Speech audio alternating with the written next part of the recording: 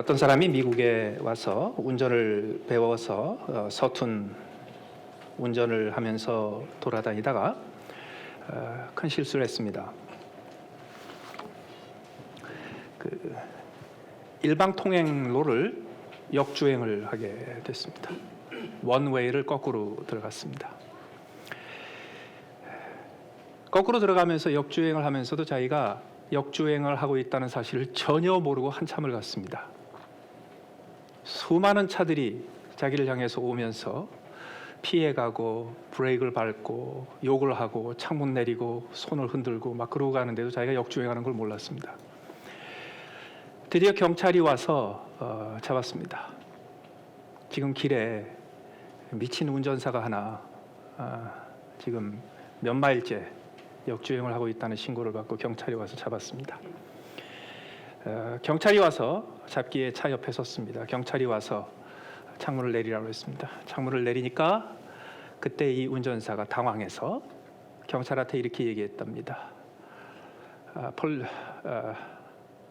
오피서, 그랬더니 너무너무 죄송합니다. 제가 너무 늦게 왔나 봅니다. 사람들이 끝나고 다 나오고 있네요. 그때까지도 이 역주행한 걸 몰랐어요.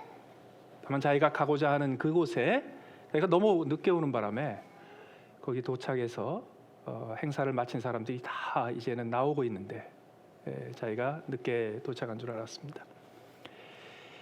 여러분, 기독교는 기본적으로 역주행하는 종교입니다.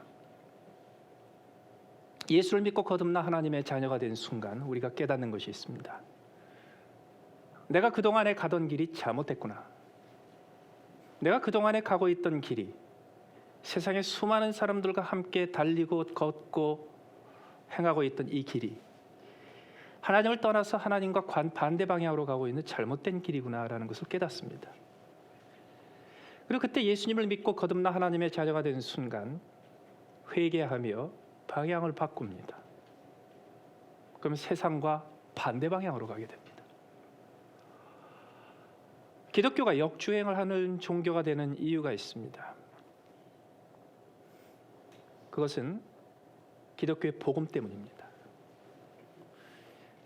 복음이란 무엇입니까? 바울 사도가 고린도전서 2장 2절에서 이야기한 대로 내가 너희 가운데 예수 그리스도와 그가 십자가에 죽으신 것 이외에는 알지 않기로 결심하였도다. 예수 그리스도와 그의 십자가에 죽으신 것입니다. 기독교가 이 복음에 근거하고 있기 때문에 기독교는 반드시 세상과 역주행합니다. 만약에 기독교의 십자가와 예수 그리스도의 복음의 기초를 상실하고 소홀히 여기고 잊어버린다면 기독교는 역주행하지 않아도 됩니다. 예를 들겠습니다. 기독교의 핵심이 무엇인가? 사랑이다 라고 얘기하면 불교에서 얘기하는 자비와 유교에서 얘기하는 인과 그리고 세상의 모든 부모들이 느끼는 모성애와 부성애와 아무런 다를 것이 없습니다. 그러면 세상이 가는 대로 따라가도 됩니다. 세상의 선한 사람들과 세상의 희생적인 사람들과 세상의 타인의 이익을 구하는 사람들과 함께 가면 됩니다. 그게 뭐가 잘못된 겁니까? 그렇다면 세상과 같이 가도 돼요. 역주행할 필요가 없습니다. 왜 기독교가, 왜 기독교인이, 왜 그리스도인이 반드시 역주행해야 합니까? 복음 때문입니다. 왜요? 기독교를 이 세상의 모든 철학과 종교와 가르침과 확연하게 구별지어 주는 것은 예수 그리스도와 십자가에 달리신 그분입니다. 그런데 그 복음은 이 세상의 모든 것과 반대됩니다. 예를 들겠습니다. 십자가는 사랑의 표현이 아닙니다. 십자가는 심판이 이루어진 곳이고 형벌이 이루어진 곳입니다. 십자가는 인간의 죄악의 가장 처절하고 끔찍한 본체가 드러난 곳입니다. 십자가는 끔찍한 곳입니다. 십자가는 향기 나는 곳이 아닙니다. 십자가는 피비린내 나는 곳입니다. 세상이 바라는 종교는 그런 게 아니에요. 세상이 바라는 철학은 그런 게 아니에요. 느낌이 좋아야 돼요. 마음에 와 닿아야 돼요. 보고 푸근해야 돼요. 그러나 복음의 첫 번째 모습은 그 모든 것을 뒤집어 부수어 깨버립니다. 왜요? 그것은 하나님이 사랑을 행하시기 전에 심판을 먼저 하신 것입니다. 하나님의 가르침은, 하나님의 복음은, 십자가의 복음은 사랑을 실천하기 전에 그 사랑을 실천할 수 있는 자격을 얻기 위해서 철저한 심판과 철저한 저주가 완성돼야 되기 때문입니다. 그러나 이 세상의 모든 사람들이 바라는 가르침과 이 세상의 모든 사람들이 기대하는 가르침은 그런 것이 아니에요.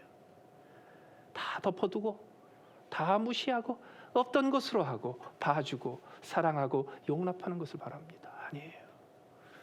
십자가는 철저한 완벽한 심판과 저주와 형벌이 완성된 후에만 사랑과 은혜가 가능하다는 걸 가르칩니다. 그렇기 때문에 십자가의 복음은 우리 모두를 죄인이라 정죄합니다. 인간이 선한 존재입니까? 악한 존재입니까? 이 세상의 모든 사람들이 기대하는 가르침은 선입니다. 인간은 근본적으로 선하다고 가르칩니다. 그것을 기대합니다. 다른 사람뿐만 아니라 나도 선하다고 기대합니다. 더 나아가서 인간 사회에 있는 악을 보면서 그 악을 설명할 수 있는 유일한 길은 이 세상에 선과 악이 존재하더라도 반드시 선은 악을 이기고야 말 것이라는 근거 없는 소망사항입니다. 십자가는 무슨 이야기를 시작합니까? 이 세상에 선은 없습니다. 하나님 한 분 이외에는 선한 분이 안 계십니다. 이 세상의 모든 것은 악합니다. 그 악한 것 중에서 가장 악한 것이 사람의 마음입니다. 이 세상에 의인은 없으며 선인은 하나도 없으며 이 세상에는 오직 죄인뿐이라는 사실이 복음의 첫 단계입니다. 그렇기 때문에 십자가의 복음을 붙잡는 사람은 세상의 모든 것을 거스러 역주행할 수밖에 없습니다. 더 나아가서 이 세상에서 심판받고 형벌받고 책임져야 될 모든 것을 갚아주되 이 세상의 도도한 흐름은 이 세상의 모든 사람들이 함께 동의하여 합의하여 흘러가고 있는 주행 방향은 스스로 책임지라는 거예요. 십자가의 복음은 무엇인가요? 스스로 감당할 수 없어요. 그 십자가의 메시지가 무엇인가요? 그것을 죄 있다 정죄하고 그 형벌과 심판을 결정하고 그것을 저주를 실천할 권한을 가지신 궁극적인 재판관이신 그 하나님께서 손수 그 심판을 감당하신 겁니다. 가장 극악무도한 죄인이 최종 심판을 받아 극형을 처분받았을 때 그를 극형에 처한 재판관이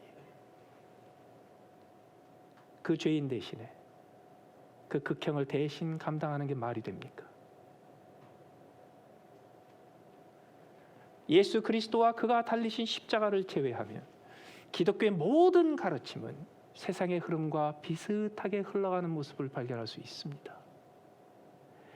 그러나 십자가의 복음, 거기에 달리신 예수 그리스도를 가장 우선시 여긴다면 기독교는 반드시 역주행하게 되어 있습니다. 따라서 기독교가 역주행한다면, 따라서 기독교인들이 역주행한다면, 따라서 기독교회가 세상의 흐름을 따라가지 않고 역주행한다면 어떤 일이 벌어집니까? 끊임없이 911을 걸어서 여기 미친놈 하나 있다고 얘기할 겁니다. 여기 미친 집단이 있다고 얘기할 것입니다. 이 사람들이 지금 트래픽에 위험을 가하고 있고 위험 요소가 되고 있고 사고를 일으키고 있다고 신고가 가야 될 겁니다. 그 신고가 수도 없이 들어가야 합니다. 그것이 오늘 본문에 나오는 이야기입니다. 오늘 본문에 바울을 향하여 베스도 총독이 이렇게 이야기합니다. 크게 소리내어 이르되 바울아 내가 미쳤도다. 내가 미쳤도다. 왜 그런지 아세요? 바울은 역주행하고 있었습니다. 그 역주행이 이 세상의 모든 흐름의 물결을 따라가고 있는 베스도와 아그리빠 왕과 그 번이게에게 보기에는 너무너무 위험했기 때문에 감당할 수 없었기 때문에 그 위기감을 느껴서 큰 소리를 내서 이렇게 얘기합니다. 바울아, 내가 미쳤도다. 바울 사도가 내가 미쳤도다라는 말을 듣는다면 우리도 당연히 미쳤다는 말을 들어야 합니다. 우리도 당연히 역주행을 해야 합니다. 우리도 많은 사람들한테 위험을 안겨줘야 합니다. 그들을 불안하게 만들어줘야 합니다. 그들을 소리치게 만들고 비명을 지르게 만들어줘야 합니다. 그래서 그들이 우리를 향해서 네가 미쳤도다 이야기를 할 수 있어야 합니다. 우리가 미쳤다는 소리를 듣고 있습니까 지금? 바울 사도가 어떻게 역주행을 했는지 몇 가지 오늘 본문을 근거로 해서 여러분들에게 지적해드립니다. 첫 번째로 그가 역주행한 것이 있습니다. 그가 예수 그리스도를 만나고 그가 하나님이신 것을 알고 그가 주님이신 것을 알고 그를 위해 그의 인생을 드리는 순간 그는 그에게 보장되어 있던 모든 지위와 신분과 그의 장래를 탄탄하게 보장되어 있던 모든 지위를 포기했습니다. 그가 아그리파 왕에게 불려가 죄인으로서 자기 자신을 변호하는 기회를 얻었습니다. 그때 자기 자신을 왕에게 이렇게 소개합니다. 왕이요, 여러분들 주변에 있는 유대인들에게 물어보십시오. 바울이라 부르는 이 사울이 어떤 사람인지 물어보십시오. 그들은 아마 이렇게 얘기할 겁니다. 바울 그 사울은 우리 종교의 가장 엄한 판을 따라 바리새인의 생활을 하였다고 할 것입니다. 그것이 바울 사도가 예수 그리스도를 만나기 전에 위치였고 지위였습니다. 그거 왜 이렇게 중요하냐고요? 여러분, 그 당시에 유다 지역은 로마 제국 내에서 유일하게 자치권을 얻은 지역입니다. 그곳에 왕이 있었습니다. 그곳에 총독이 있더라도 거의 대부분의 권한이 자치로 허용되었습니다. 로마는 유대인들이 가지고 있는 독특한 종교를 인정했기 때문에 그 종교에 근거한 종교 신정을 독자적으로 제공할 수 있는, 베풀 수 있는 권한을 주었습니다. 아그리파 왕 또는 총독이 왕의 권한을 대부분 적용할 수 있는 대제사장을 임명을 했습니다. 그 대제사장은 살인죄에 해당되는 그 살인과 또 사형에 해당되는 것 이외에는 거의 대부분의 재판을 할 수 있었고 국정을 대부분 스스로 결정할 수 있었습니다. 그러나 흥미로운 사실은 왕이 지정하고 총독이 임명하는 대제사장보다 더 많은 실권을 쥐인 사람들이 있었습니다. 바리새인들입니다. 그 당시 바리새인들은 때로는 힐렐이라는 지도자, 때로는 가말리엘이라는 지도자를 중심으로 조직된 바리새인들은 대제사장들에게 주어진 정치적인 권력에 비교가 되지 않을 만큼 유대 지역 전체에, 아니 전 세계에 있는 유대인들에게 지대한 정치적인 영향을 실시할 수 있었습니다. 조선의 왕도 정치 하에서 왕이 가지고 있는 권한은 그렇게 많지 않았습니다. 조선 500년 동안에 왕권을 자유롭게 활용할 수 있었던, 써먹을 수 있었던 왕들이 몇 명 되지 않습니다. 유교 사상에 근거한 왕도 정치였기 때문에 조선의 정치의 대부분은 사대부가 시행했습니다. 사색 당파에 따라 나중에 두 파로 나누어졌죠. 서인과 남인으로 나누어졌을 때 서인의 우두머리나 남인의 우두머리가 사실은 왕보다 더 큰 정치 권력을 가졌습니다. 마찬가지입니다. 그 당시 유다 지역뿐만 아니라 전 세계에 흩어져 있는 유대인들에게 가장 구체적이고 실질적인 권한을 가지고 있었던 사람들은 바리새파 사람들이었습니다. 바울은 어떤 사람입니까? 그는 바리새파 중에서 가장 우두머리에 해당되는 가말리엘의 수제자였습니다. 스데반이 종교 재판을 받을 때 그는 가말리엘을 대신해서 재판관으로 그 자리에 갔습니다. 그 이후에 바울의 입에서 나오는 것처럼 수많은 성도들을 옥에 가두며 또 죽일 때에 그가 항상 찬성 투표라고 했죠. 그가 항상 재판관이었습니다. 그 뜻은 무엇인가요? 그는 평생 예루살렘에서 유대인들 사회 전체에 대한 막대한 권한과 권력을 행사할 수 있는 지위에 있었던 사람입니다. 그러나 다메섹 내려가는 길에 예수 그리스도를 만난 후 그 다마스커스에 내려가서 눈을 감은 채 아무것도 보지 못한 채 그곳에서 며칠을 지내면서 홀로 깊은 생각에 잠기면서 그가 내린 결론이 무엇입니까? 이 모든 것을 버린다. 그걸 버렸을 때 그 앞에 기다리고 있는 것이 무엇이었습니까? 고난이었습니다. 핍박이었습니다.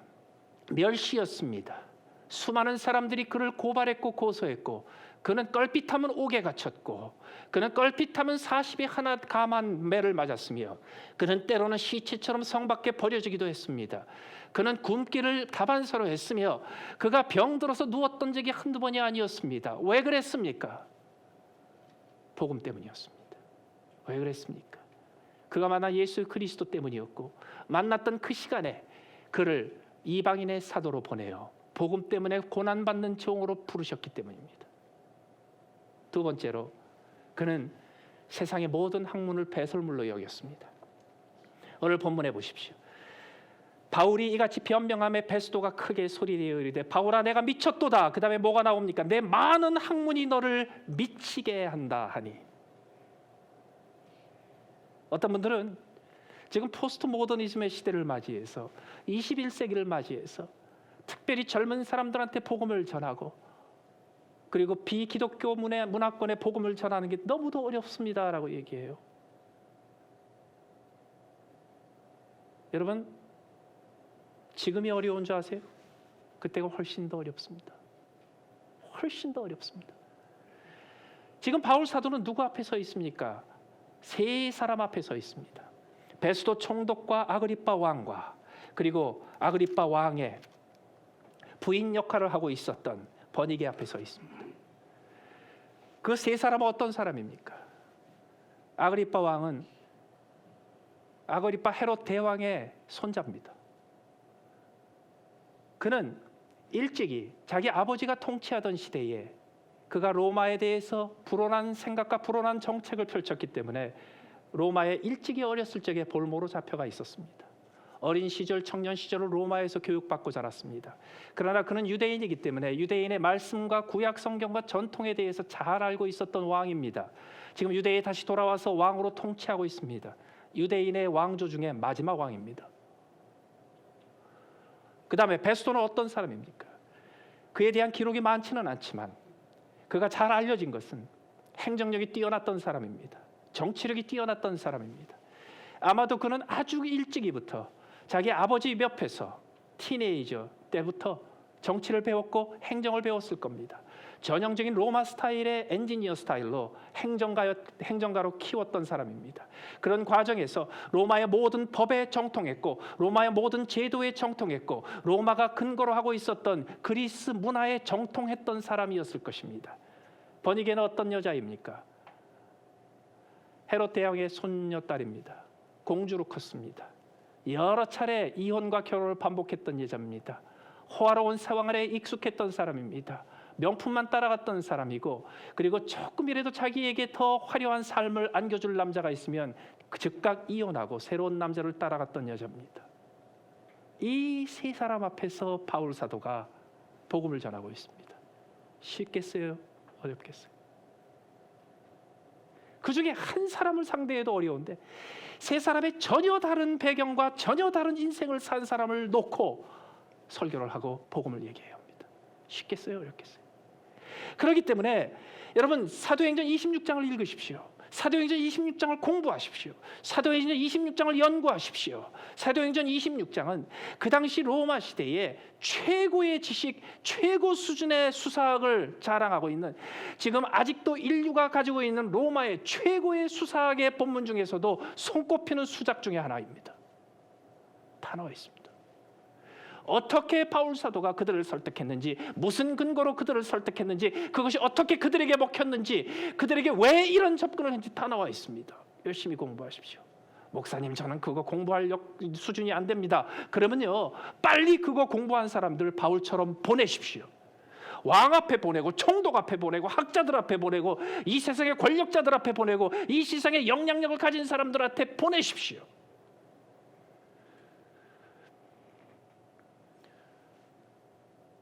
저는 대학교 때 어느 날 선배 하나가 주일 예배가 끝나고 오늘 새로운 청년회 하나 했으니까 밑에 내려가서 밥을 먹이고 복음을 전하라는 이야기를 듣고 그 청년 하나를 데리고 지하실에 들어가 점심을 사줬습니다. 점심을 다 먹고 그 자리에서 늘 하던 대로 사역일을 펼쳐서 읽어주기 시작했습니다. 수백 번 읽었고 수천 번 읽었고 가르치기도 했고 연습도 했고 외우기도 했고 수도 없이 했던 사역리의 내용이 그날따라 달랐습니다. 그날따라 그 내용은 나를 위한 내용이었습니다. 예수님께서 십자가에 죽으신 것은 온 인류를 위한 것이 아니라 나를 위한 것이었습니다. 그날 그 사역리의 내용은 성도들을 위한 것이 아니고 교회들을 위한 것이 아니고 기독교인을 위한 것이 아니고 온 인류를 위한 것이 아니라 장세규라는 나를 위한 말씀이었습니다.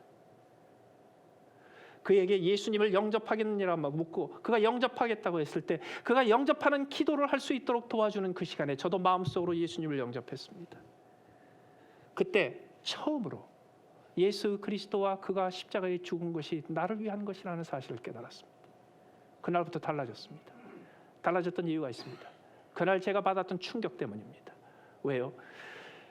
저는 상당히 복음적이고 성경적인 설교를 하는 걸로 유명한 교단 내의 유명한 목사님의 아들로 자랐습니다. 20년 가까이 성실하게 교회 생활하면서 교회 모든 집회를 빠지지 않고 교회에서 제공하는 모든 훈련을 빠지지 않고 교회의 모든 것들을 착실하게 수행하는 청년으로서 자라왔었습니다. 그런데 복음을 몰랐어요. 그때 받았던 충격이 이겁니다. 교회에 신앙생활하고 기독교인이라고 스스로를 부르는 사람들 중에 복음을 모르는 사람이 이렇게 많구나. 여러분, 바울과 베드로가 어떤 사람인 줄 아세요? 그들이 유대교에서 기독교로 개종했다고 생각하십니까? 아닙니다. 그들은 끝까지 유대교인이었습니다. 왜 그런지 아세요? 그들은 이렇게 생각한 겁니다. 구약 성경에 나오는 메시아를 내가 왜 못 발견했는가? 내가 여호와를 예배하며 여호와 앞에 경배하며 여호와 앞에 여호와에게 기도하며 간구하면서도 그가 자기의 독생자를 보내신 그 나사렛 예수가 메시아라는 사실을 내가 왜 발견하지 못했던가? 그가 십자가에 죽으신 그 십자가의 죽으심이 모세와 선지자가 얘기했던 그 구원의 성취라는 것을 내가 왜 깨닫지 못했던가? 이 구약 성경을 붙잡고 신앙생활하고 있는 이 수많은 유대인들은 왜 그것을 깨닫지 못하고 있는가? 그때 하나님 앞에 결심한 게 있습니다. 하나님, 제가 평생 자기가 기독교인이라고 착각하고 자기가 예수 믿는 사람이라고 착각하면서도 복음을 알지 못한 채 성경에서 축복만 빼먹고 성경에서 기적만 빼먹고 아쉬울 때 하나님 찾고 그리고 성경적으로 교양적으로 종교적으로 착실하게 사는 것으로 신앙생활이 다라고 생각하는 사람들 앞에 그들이 역주행해야 된다는 것을 말하고 그들이 십자가의 그리스도를 만나게 할 수 있는 이 복음을 이야기하면서 살겠습니다. 그로부터 몇 년이 지나서 하나님 앞에 다시 약속한 적이 있습니다. 하나님, 내가 나이 30이 되기 전에 남녀노소 동서고금을 막론하고 어떤 문화 배경에서 어떤 배경을 가지고 어떻게 자랐던지 그것이 언어가 다르고 살아온 배경이 다르고 환경이 달라도 그를 만나서 오늘 복음에 말한 대로 내가 적은 말로라는 말이 나오죠. 그 적은 말로는 짧은 시간에라는 말로도 됩니다. 내가 그들을 만나서 적은 말로 짧은 시간에 예수 그리스도를 소개하고 예수 그리스도의 십자가가 그를 위한 것이라는 것을 알려줘서 예수 믿는 기회를 줄 수 있도록 내가 복음을 전하는 준비를 하겠습니다. 나이 30이 돼요. 나이 30대는 생일이 딱 6개월 지난 다음에 주님 앞에 제가 약속했습니다. 하나님, 제가 목사가 되겠습니다. 딴 길이 없네요. 그때부터 제가 항상 나는 복음을 전하리라. 먼저 교회 안에서 복음을 듣지 못한 소위 기독교인들한테 십자가의 복음을 전하리라. 가르치고 상담하고 설교하고 복음을 전하리라. 끊임없이 나는 세상 사람들을 만나서 세상에 나가서 기독교회 밖에 있는 사람들을 만나서 복음을 이야기하리라. 그걸 꽤 했다고 생각하는데 지난 몇 년 동안에 못했더라고요. 하도 정신없는 일이 많아서. 이 본문을 다시 공부하면서 하나님 앞에 약속했습니다. 하나님, 이제 예수 그리스도와 십자가에 달리신 그분을 전하지 않으면 제게 화가 있을 것입니다. 하나님, 저를 벌하십시오. 내가 이 복음을 전하지 않으면 내게 화가 있을지로다. 바울이 그렇게 얘기했죠. 여러분 이 자리에서 그렇게 얘기할 수 있습니까? 내가 이 복음을 전하지 않으면 내게 화가 있을지어다. 여러분 우리 한몸 교회가 하나님 우리가 복음을 전하지 않으면 우리에게 화를 주십시오. 진노를 하십시오. 우리를 그냥 두지 마십시오. 얘기할 수 있습니까? 그러기 위해서 뭐가 필요합니까? 준비해야 합니다. 열심히 준비해서 나가야 합니다. 어떻게 나갑니까? 바울처럼 준비해서 나가야 합니다. 오늘 본문에 보시면 베스도가 그에게 뭐라고 그랬어요? 내가 미쳤도다. 내 많은 학문이 너를 미치게 한다. 그 베스도 총독, 전형적인 로마 사람, 전형적인 로마의 법률가여 행정가였던 그 베스도에게는 바울의 모든 이야기가 어떻게 들렸는지 아십니까? 그가 알고 있었던 로마와 그리스의 모든 학문의 정점에 도달한 사람처럼 보였습니다. 더 나아가서 바울 사도는 왕에게 이렇게 얘기합니다. 왕이여, 이 일에 하나라도 아시지 못함이 없는 줄 믿나이다. 이 일은 한쪽 구석에서 행한 것이 아니니이다. 그게 무슨 얘기입니까? 지난 몇 년 동안 벌어진 일을 보십시오. 내가 경험한 일을 보십시오. 이것은 나의 주관적인 것이 아니라 내 주변에 있는 사람들한테도 물어보시면 내가 이런 일을 겪었다는 것을 그들도 똑같이 이야기해 줄 것입니다. 무엇인가요? 실제로 벌어진 실제 사실들입니다. 경험한 체험들입니다. 객관적으로 확인할 수 있는 주변에 벌어진 사건들입니다. 더 나아가서 그에게 이렇게 얘기합니다. 아그리빠 왕이요, 선지자를 믿으시나이까? 이 선지자를 믿는다는 것은요, 예언 기도하고 다니는 사람을 믿는다는 뜻이 아닙니다. 이것은 성경을 믿으시나이까라는 말입니다. 여기서 바울 사도가 의지했던 세 가지 기초가 있습니다. 첫째, 우리 주변에서 벌어지고 있는, 실제로 벌어지고 있는 사실들입니다. 체험들입니다. 부정할 수 없고 객관화할 수 있는 체험들입니다. 두 번째로는 최고 수준의 학문입니다. 세 번째로는 철저하게 말씀에 근거하고 성경에 근거해서 설득할 수 있는 근거입니다. 이 세 가지를 가지고 그들이 흥분하여 비명을 지를 정도로 코너에 몰아넣었습니다. 이게 필요한 거예요. 여기서 우리가 한 가지 기억할 것이 있습니다. 여러분, 십자가의 복음은 세상 학문을 버리고 대신 취하는 게 아닙니다. 십자가의 학문은 세상의 모든 학문보다 더 뛰어난 곳에 있기 때문에 그 십자가의 모든 가르침은 이 세상의 모든 학문의 최고 수준보다 더 높은 데 있다는 것을 알고 이 세상의 학문을 비웃는 것이 바로 이 세상의 지혜를 배설물로 여기는 겁니다. 저는 원래 노벨상 받는 꿈을 꾸고 우주학을 공부했습니다. 시간과 공간이 시작할 때, 모든 물질이 분해되어 에너지 상태로 있을 때, 존재가 시작하고 나서 1000분의 1초, 100만 분의 1초 사이에 무슨 일이 벌어지는지를 공부하기 위해서 10년을 썼던 사람입니다. 그런 저에게 창조가 무슨 의미겠습니까? 그런 저에게 창조주라는 단어가 무슨 뜻이겠습니까? 그런 저에게 이 우주의 존재라는 것이 무슨 뜻이겠습니까? 저는 어느 날 예수 그리스도의 십자가를 이야기를 듣고 그 모든 학문을 버린 게 아니에요. 그때 발견한 게 뭐가 있는지 아세요? 이 복음은 그 최고 수준의 난해한 우주학보다 더 높은 수준에 있구나.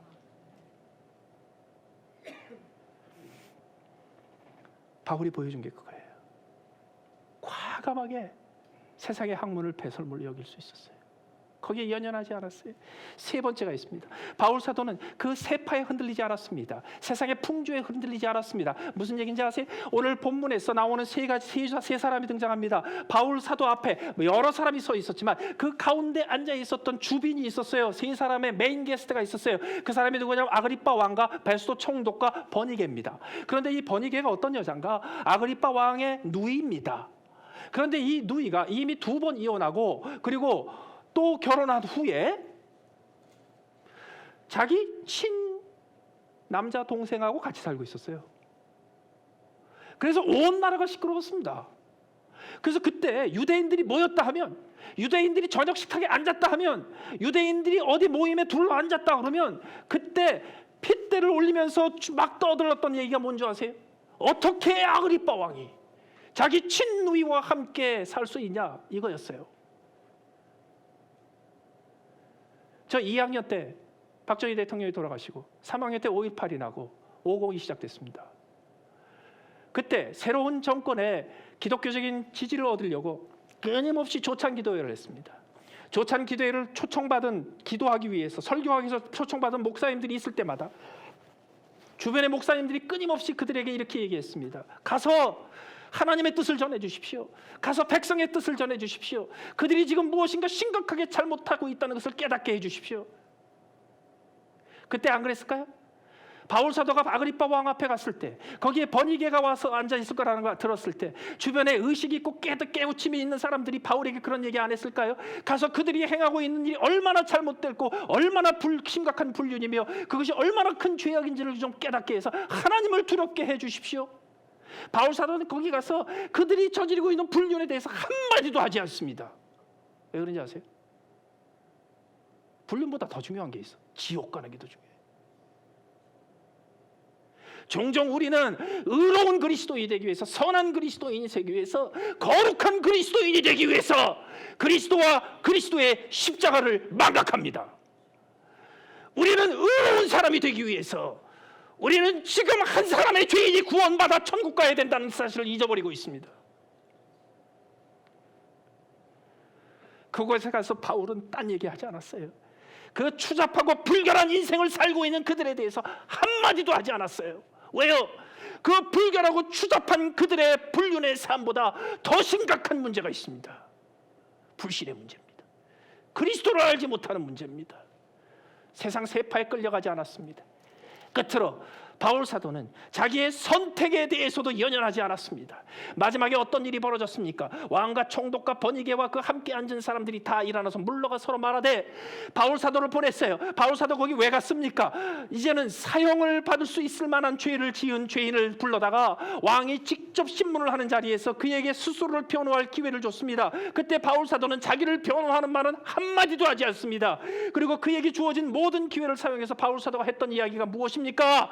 당신이 예수님을 믿고 구원받아야 됩니다. 그 얘기만 했어요.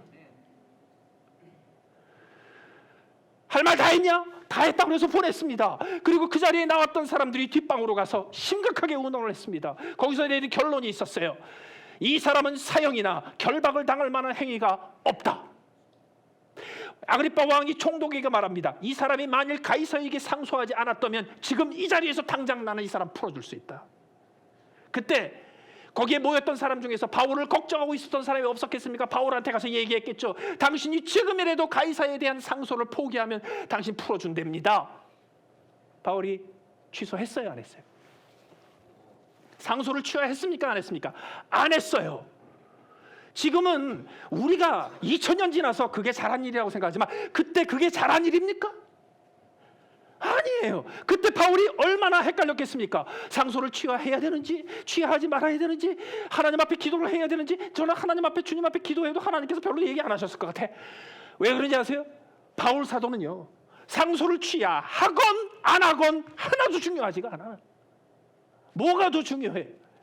지금 감옥에 갇혀 있건 아니면 재판정 앞에 불려가건 호송을 당하고 있건 가는 길에 살해의 위협을 당하건 상관이 없어요. 어떤 상황이든지 그는 복음을 전해야 돼요. 어떤 상황이든지 그는 그리스도를 전해야 돼요. 어떤 상황이든지 예수 그리스도가 당신을 위해서 십자가에 죽으셨습니다라는 것을 전하는 거, 그게 제일 급했어요. 나머지는 별로 중요하지가 않았어요. 여러분, 우리의 인생에 헷갈리는 이유 중에 하나가 뭐가 있냐면요, 가장 중요한 걸 붙잡지 않고 덜 중요한 것 때문에 맨날 급급해서 사는 거. 여러분, 우리에게 뭐가 제일 중요합니까? 이런 선택을 하는 것이 유리한지 저런 선택을 하는 것이 유리한지 하나도 중요하지 않습니다. 소송을 취하할 건지 계속해서 소송을 진행할 건지 별로 중요하지 않습니다. 이것이 감옥이든지 아니면 호송되는 배든지 별로 중요하지 않습니다. 이것이 가택연금이 되는 곳인지 아니면 창살이 있는 감옥인지 중요하지 않습니다. 이것이 저 포럼에 나가서 아니면은 아레고에 나가서 그곳에서 만인들을 향해서 공중에서 설교하는 자리인지 아니면은 면회 온 사람을 놓고 철장을 건너놓고 대화하는 자리인지 하나도 중요하지 않습니다. 무엇이 중요합니까? 하나님께서 나에게 사람을 한 사람이라도 보내주시면 기회를 얻든지 못 얻든지 그에게 예수 그리스도와 그의 죽으심을 전하는 것밖에 하나도 중요한 것이 없습니다. 아멘. 여러분의 인생에서 어느 날 결정하기 힘든 기회가 오고 선택하기 힘든 때가 오며 내가 선택하건 선택하지 않건 상관없이 내가 감당할 수 없는 일들이 물길처럼 따라 쳐들어올 때 왜 이런 일이 벌어지는가 고민하지 마십시오. 어떨 때는 고민하다가 고민에 사로잡혀서 힘들어집니다. 우리 교회에 왜 이런 일이 닥치는가 고민하지 마십시오. 근심하지 마십시오. 속 편하게 지내라는 뜻이 아니에요. 답은 이미 나와 있어요. 뭐예요? 어떤 일이 벌어지든지 하나님의 의도는 분명합니다. 내가 너에게 이렇게 하는 이유는 이전보다 내가 복음을 더 잘 전하기 위해서야. 어느 날 어떤 집사님이 저한테 와서 막 흥분을 해서 야단을 치시더라고요. 목사님, 우리 교회가 지금 얼마나 힘든지 아십니까? 알죠. 목사님, 우리 성도들이 얼마나 힘들게 지내고 있는지 아십니까? 알죠. 너무너무 힘들어서 교회를 떠나는 사람들도 있는 거 아십니까? 알죠. 그런데 목사님은 하나도 모르는 것 같아요. 어떻게 그럴 수가 있습니까? 그죠? 그랬어요.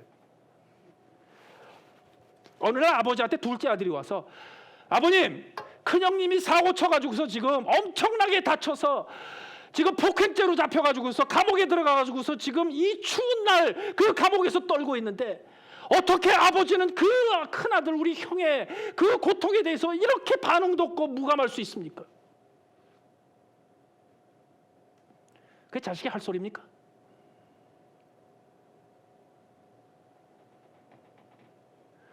애비가 무감하다고?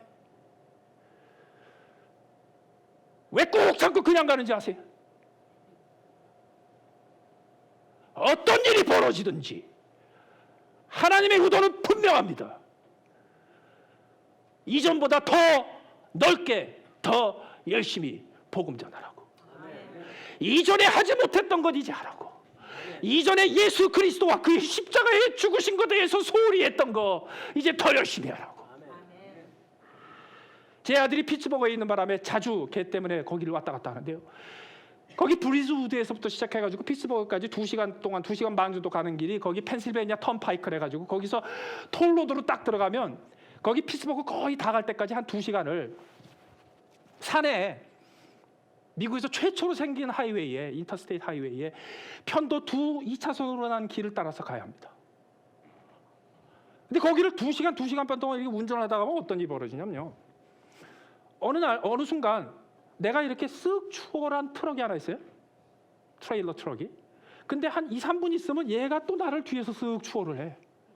그래서 한 2시간 동안요. 얘하고 나하고 이렇게 왔다 갔다 해요. 이렇게. 그래서 그 다음부터 가만히 보니까 있죠. 거기서 대충 피츠버그 가는 사람들이 많거든요. 거기 브리즈우드에서. 그래서 보면요. 이렇게 둘러보면 좀 신경 써서 이렇게 둘러보면 대충 한 10몇 대 차가 내 앞뒤에서 다 가요. 별로 안 바뀌어요. 여러분, 우리가 세상을 거슬러 역주행하지 않아도 우리 주변에 앞질러 가거니 뒤서거니 하는 사람들이 있습니다. 어느 날 하나님께서 내게 붙여주시고 가까이 오게 해주시는 사람이 있어요. 그때 그에게 예수 그리스도를 전하고 십자가의 복음을 전하면서요. 너무너무 신나고 흥분돼가지고 와, 내가 복음을 전했어. 내가 이 사람한테 복음을 전했어. 하나님이 나에게 천하보다 귀한 영혼을 하나 살게 하셨어. 이런 기적 같은 일이 있는가. 그리고 평생 그거 간증하고 살아. 좋은 일이에요. 감사할 일이에요. 그런데 방향을 바꿔서 역주행을 하면 어떻게 됩니까? 수천 대의 차가 65마일로 나를 향해서 달려오고 내 혼자 65마일로 반대로 달려가면 내가 몇 대를 스쳐 지나갈까요? 수천 대를 스쳐 지나가겠죠. 세상과 같은 방향으로 가도 하나님께서 너무너무 급하니까 내 곁에서 얼씬 하는 사람 하나 붙여줘가지고 덜커덕 복음 전할 기회를 주세요. 왜냐하면 그 사람 불쌍하니까. 그런데 그거는요, 우리 입장에서 보면요, 순전히 소가 뒷걸음에 쥐잡은 거예요. 주님께서 우리에게 원하신 게 뭔지 아세요? 방향 바꾸라고요. 역주행하라고요. 그동안에 가던 길로 가지 말고 반대로 가라고요. 그래서 수많은 사람들이 내게 달려오게 만들으라고요. 저에게도 여러분에게도 똑같습니다. 그렇다면 우리 한몸교회도 똑같습니다. 앞으로 몇 주간 동안에 몇 달 동안에 우리 교회에 어떤 일이 벌어지는지 별로 중요하지 않습니다. 오직 중요한 거 하나가 하나님께서 어느 날 우리의 방향을 바꾸어 주시는 순간 이것은 그동안의 세상과 같이 가던 길이 아니라 세상과 역주행하는 길이기 때문에 이제부터 하나님께서는 우리에게 우리가 달리는 대로 우리가 걷는 대로 우리가 행하는 대로 전에 한두 명 만났을 기회가 아니라 이제는 수천 수만 명을 만날 수 있는 복음을 전할 수 있는 기회를 주실 것이다. 왜 우리 교회에게 이런 일이 벌어지냐고요? 복음을 더 많이 전하라고. 왜 이런 상황으로 바뀌었느냐고요? 전에 하지 못했던 곳에 가서 복음을 전하라고요. 왜 이렇게 조건이 바뀌었냐고요? 전에 소홀히 했던 것을 복음 전하면서 더 열심히 하라고요. 왜 이렇게 모든 조건과 여건이 바뀌었냐고요? 예수 그리스도와 십자가에 달리신 그 메시지를 더 넓게, 더 많이, 더 많은 사람에게 전하라고요. 신경 쓰지 마십시오. 너무 고민하지 마십시오. 너무 복잡하게 생각하지 마십시오. 간단하고 단순합니다. 하나님께서 우리에게 주시는 거 복음 전하기 위해서입니다. 바울 사도는 소송을 취해야 할 건가? 소송을 계속 할 건가? 저는 그 양반이 단 1분도 1초도 거기에 신경 안 썼을 것 같아. 왜? 복음 전하는 게 더욱 중요하니까. 이제 우리도 신경 끊고 삽시다. 그리고 우리가 안전하게 사는 게 아니라 모든 사람들 불안하게 만들고 삽시다. 모든 사람들한테 정면으로 뛰어듭시다. 그들의 가는 길을 불안하게 만들고, 그들의 가는 길을 위험하게 만들고, 그들이 가고 있는 그 길이 안전한 길이 아니라 굉장히 위험한 길이라는 것을 알려주기 위해서 우리가 한번 방향을 바꿔 역주행을 시작해 보십시다. 다 같이 한번 기도하시겠습니다.